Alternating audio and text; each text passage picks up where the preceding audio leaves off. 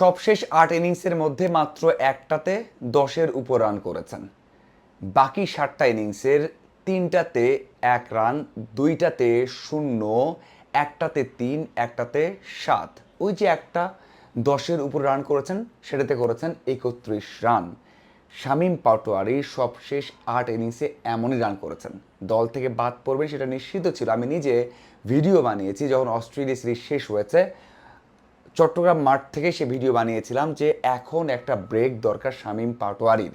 কারণ যেভাবে তার সময়টা যাচ্ছে, যে কোনো সময় একেবারে দল থেকে বাদ পড়বেন, সামনে বিশ্বকাপ আছে, অভিজ্ঞতা অর্জন করেছেন, এই সময়টাতে একেবারে বাদ পড়লে সেটা দলের জন্যই ক্ষতি হবে। তাকে একটা বিশ্রাম দেওয়া দরকার। এই বাদ বলছি না কারণ বাংলাদেশের পাইপলাইনটা এত ছোট।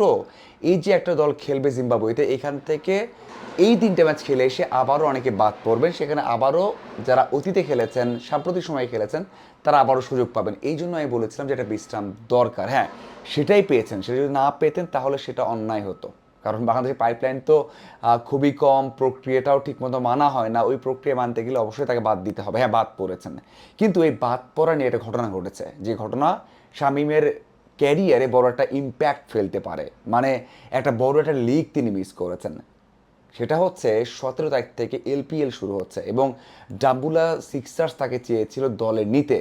সেখানে বাংলাদেশের সাবেক কোচ রঙ্গনা হেরাত রয়েছেন, তিনি চেয়েছেন শামীম পাটোয়ারি সেই দলে খেলুক, সেই দলে খেলুক, অফার দেওয়া হয়েছিল। কিন্তু ক্রিকেট অপারেশনস জানিয়ে দিয়েছিল যে ওই সময়টাতে জিম্বাবুয়েতে টি-20 ম্যাচ রয়েছে, টি-20 খেলতে হবে, এই জন্য ওই সময়টাতে এনওসি দেওয়া হবে না। ১৭ তারিখে শুরু হচ্ছে, মানে এই মাসের ১৭ তারিখে শুরু হচ্ছে এলপিএল। ১৫, ১৭ এবং ১৯ তারিখে বাংলাদেশের টি-20 ম্যাচ রয়েছে জিম্বাবুয়েতে। মানে কি ১৭, ১৮, ১৯ মাত্র ৩ দিন বা ৪ দিন তিনি মিস করতেন।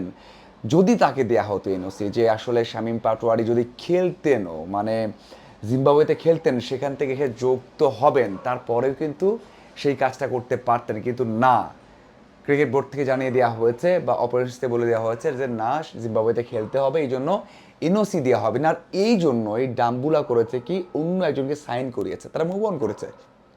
তাদের তো লিগ চালাতে হবে, লিগে তো খেলতে হবে, তারা মুভ অন করেছে, অন্য একজনকে নিয়েছে, শামীম পাটোয়ারিকে বাদ দিয়ে দিয়েছে। যখন বাদ দিয়ে দিয়েছে, এরপর বাংলাদেশ দল ঘোষণা করা হয়েছে জিম্বাবুয়েতে টি-20 খেলার জন্য, সেখানে শামীম নেই। মানে কি হাস্যকর হতে পারে যে যে জিম্বাবুয়েতে খেলার জন্য এলপিএলে খেলতে দেওয়া হলো না, যে এলপিএল খেলতে পারবেন না আপনি, আপনি জিম্বাবুয়েতে টি-20 খেলবেন, এবং সেখানের মানে সেখানেও খেলা হচ্ছে না, এখন বাংলাদেশ জাতীয় দল থেকে বাদ দেওয়া হয়েছে। মানে এই যে সমন্বয়হীনতা, আমি যেটা বললাম যে এই সব কাজগুলো, এনওসির কাজ করা, ক্রিকেটারদের বেতন বাড়ানো, ক্রিকেটারদের পারফরমেন্সে ইভ্যালুয়েশন করা, তাদেরকে পুরস্কার দেওয়া, পুরস্কৃত করা, সব কিছুই কিন্তু ক্রিকেট অপারেশনস করে। সেই ক্রিকেট অপারেশন যখন জানিয়ে দিয়েছে তাকে এলপিএলে খেলতে দেওয়া হবে না, ন্যাশনাল টিমে খেলবে, সেই সময়টা কিন্তু তার সুযোগ শেষ হয়ে গেছে। অ্যান্ড সবচেয়ে বড় বিষয় হচ্ছে কেন এমনটা হলো, কেন জানে না। দেখুন, মানে ক্রিকেট অপারেশনস আর কোচিং প্যানেল দুটো তো আলাদা। কোচিং প্যানেল চেয়েছে অন্য কাউকে সুযোগ দিতে, কোচিং প্যানেল চেয়েছে যে হ্যাঁ বিশ্রাম নিয়ে থাক অথবা বাদ থাক শামীম পাটোয়ারি।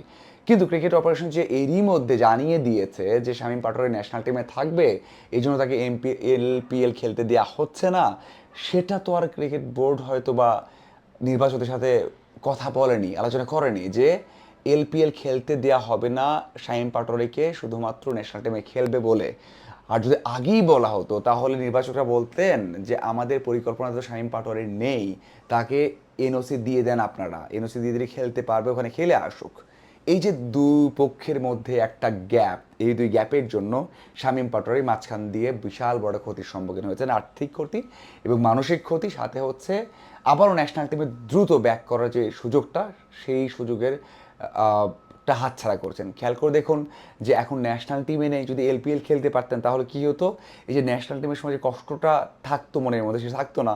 ওখানে আরও ভালো পরিবেশ পেতেন, অনেক দেশের ক্রিকেটাররা খেলতেন, সেখানে খেলতেন, বাংলাদেশের অনেক বড় বড় তারকারা খেলতেন, তাদের সাথে খেলতেন। তো সাকিব আল হাসান সেখানে আসবেন, তো একসাথে খেলতে পারতেন, এই যে খারাপ সময়টা সেটা কাটিয়ে উঠতে পারতেন, এবং যে এক্সপিরিয়েন্সটা গ্যাদার করতেন সেটা তো আর কোথাও তিনি পেতেন না, সেটা কিন্তু তিনি গ্যাদার করতেন।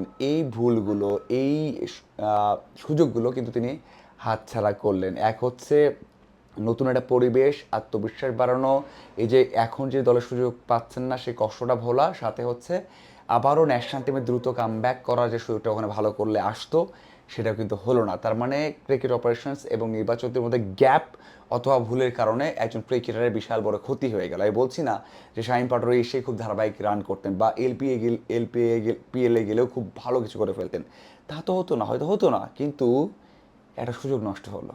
সেই সুযোগে যে নষ্ট হলো, এটা ক্ষতিপূরণটা কে দিবে? এই যে মানসিক, আর্থিক এবং একটা সম্ভাবনার ক্ষতিপূরণ কি দেবে বিসিবি? মনে হয় না দিবে। আপনাদের কি মনে হয় যে এমন একটা সিদ্ধান্তের কারণে অথবা সমন্বয়হীনতার কারণে শামীমের যে ক্ষতি হয়েছে, এটা কি সত্যিই ক্ষতি হলো নাকি তার প্রাপ্য ছিল? জানাবেন। ধন্যবাদ সবাইকে।